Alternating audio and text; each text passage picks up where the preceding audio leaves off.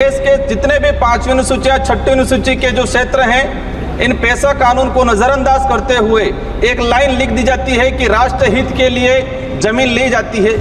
हजारों आदिवासियों को विस्थापित करके किसी एक उद्योगपति को लाभ पहुंचा के कौन सा राष्ट्र हित चाह रहे हैं हम लोग। यहाँ पर हम बिरसा मुंडा जयंती मना लेते हैं, संविधान दिवस की वर्षगांठ मना लेते हैं, लेकिन संविधान के अंदर आदिवासियों के हित के जो प्रावधान है वो आज भी धरातल पर लागू नहीं है।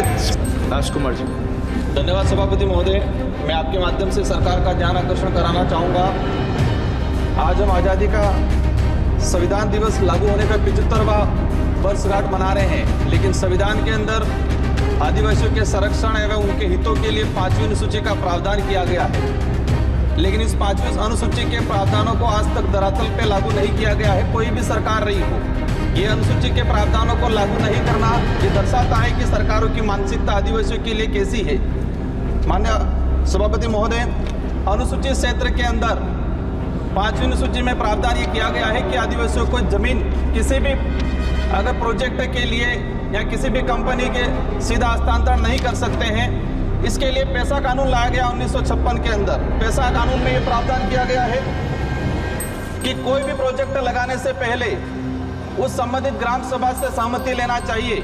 लेकिन देश के जितने भी 5वीं अनुसूची या 6वीं अनुसूची के जो क्षेत्र हैं, इन पेशा कानून को नजरअंदाज करते हुए एक लाइन लिख दी जाती है कि राष्ट्र हित के लिए जमीन ली जाती है।